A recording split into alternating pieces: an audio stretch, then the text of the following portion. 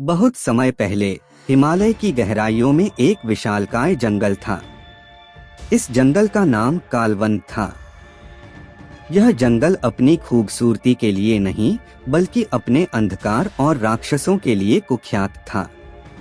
कहा जाता था कि इस जंगल में दो शक्तिशाली राक्षस रहते थे, अग्निकाय और भूकंपासुर। दोनों ही इतने ताकतवर थे कि देवता भी उनसे भयभीत रहते थे।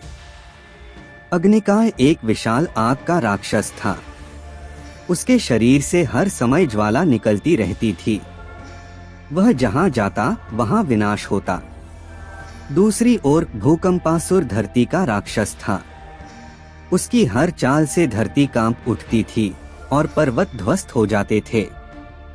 कई सालों तक दोनों राक्षस अपनी अपनी जगहों पर राज करते रहे।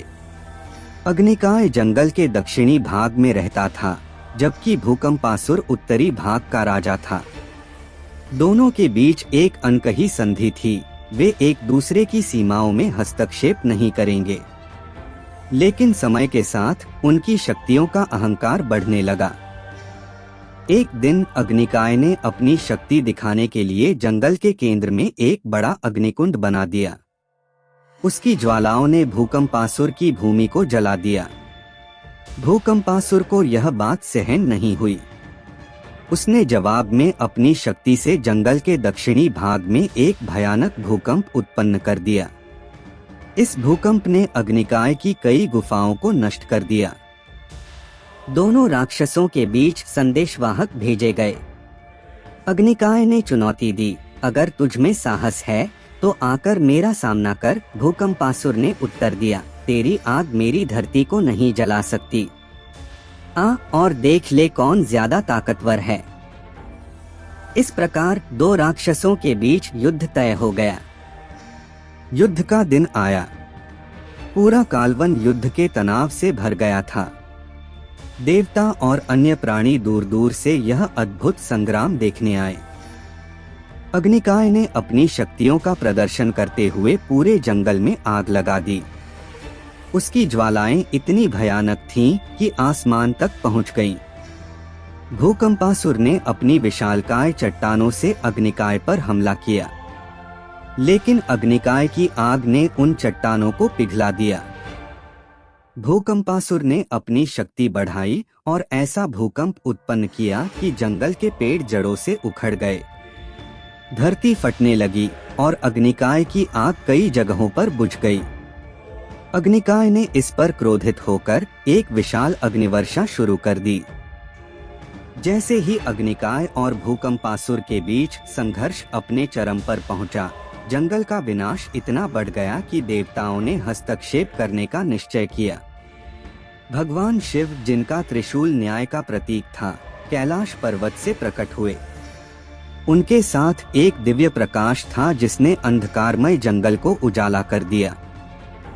शिव ने गगनभेदी आवाज में कहा, अग्निकाय और भूकंपासुर, तुम दोनों अपनी शक्तियों के मद में चूर होकर भूल गए हो कि यह सृष्टि केवल तुम्हारी नहीं है।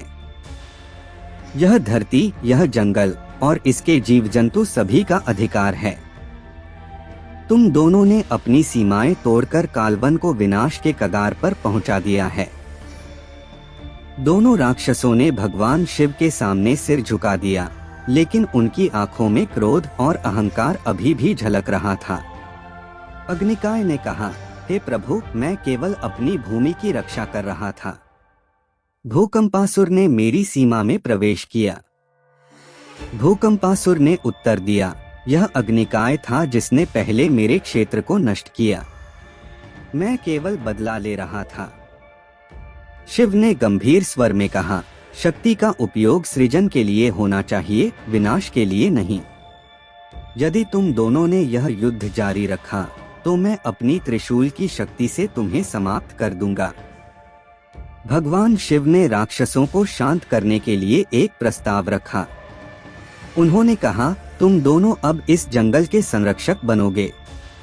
अग्निकाय, तुम इस जंगल को बाहरी खतरों से बचाओगे, और भूकंपासुर, तुम इस धरती की रक्षा करोगे।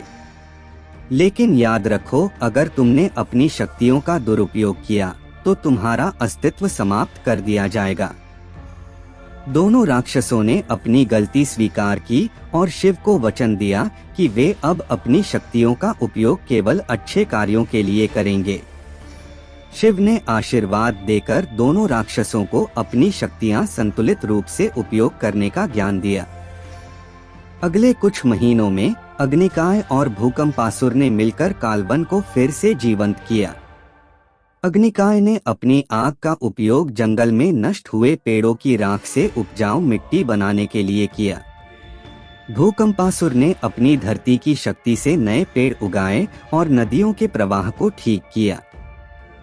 धीरे धीरे जंगल फिर से हरा भरा हो गया। जानवर वापस लौट आए और देवताओं ने इसे स्वर्ग जैसा सुंदर बना दिया। समय के साथ अग्निकाय और भूकंपासुर के बीच दुश्मनी समाप्त हो गई। वे अब एक दूसरे की ताकत को समझने और सम्मान देने लगे। अग्निकाय ने भूकंपासुर से धैर्य और संयम सीखा, जबकि भूकंपासुर ने अग्निकाय से साहस और तेजस्विता का गुण अपनाया। कालवन अब एक पवित्र स्थान बन गया था, जहां हर प्राणी शांतिपूर्वक रहता था। अग्निकाय और भूकंपासुर की कहानी सृष्टि के संतुलन और सहअस्तित्व का प्रतीक बन गई। इस कहानी से यह सीखने को मिलता है कि शक्ति और अहंकार कभी भी किसी का भला नहीं करते। जब शक्ति का उपयोग सही दिशा में किया जाए, तो वह विनाश नहीं बल्कि सृजन लाती है। अग्निकाय और भूकंपासुर ने अपनी गलतियों से सीख ली और अपनी शक्तियों का उपयोग सृष्टि के कल्याण के लिए किया। अगर आपको यह वीडियो पसंद आए तो कृपया लाइक बटन दबाएं और चैनल को सब्सक्राइब करें। धन्यवाद।